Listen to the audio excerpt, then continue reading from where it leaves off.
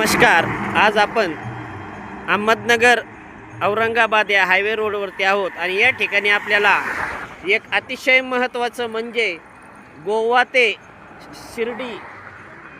शिर्डी साईबाबा या ठिकाणी हा रथ निदर्शनास आला आणि यांचे वारकरी हे दिवसभराचा प्रवास कसा करतात, किती किलोमीटरचा आहे व त्यांचा दैनंदिन कार्यक्रम काय आहे याबाबत आपण माहिती घेणार आहोत.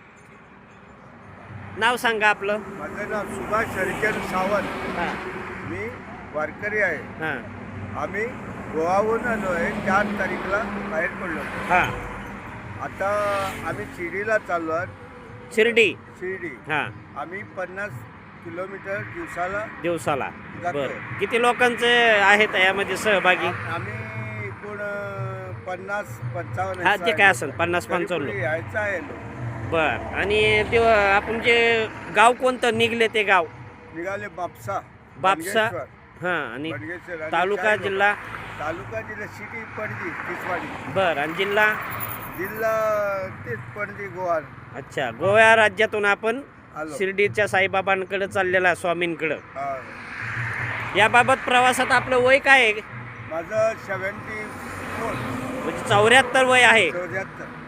74 वयात आपल्याला काय वाटतं ह्या दैनंदिन मला प्रवासाबद्दल? एकदम खुशी आहे आणि मी आनंदाने चाललो आणि साईबाबा माझ्या पाठीचे आहे आणि सर्व काही.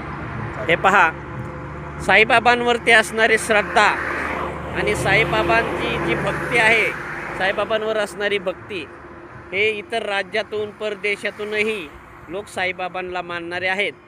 आणि खरंच की अशा काही विश्वास असतो माणसाचा, श्रद्धा असती की साईबाबांवरती अथवा कोणत्याही आपल्या दैवतावरती, हे अतिशय महत्त्वाचे आहे. गेल्या वर्षी आम्ही वैष्णोदेवीला पण चालत गेलो. अजून कोणत्या कोणत्या यात्रा चालत करता आपण? गेल्या वर्षी वैष्णोदेवी हां. चालत गेल्या वर्षी. आणि त्या अगोदर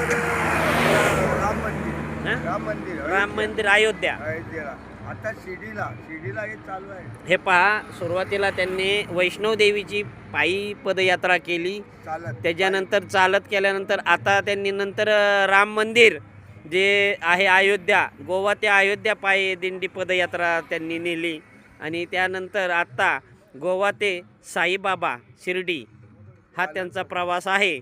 आणि येथून पुढील त्यांचे अनेक संकल्प असतील. त्याला आपल्या मंगलमय शुभेच्छा. त्यांचा प्रवास सुखमय आनंदमय हो ही साईबाबांचरणी प्रार्थना.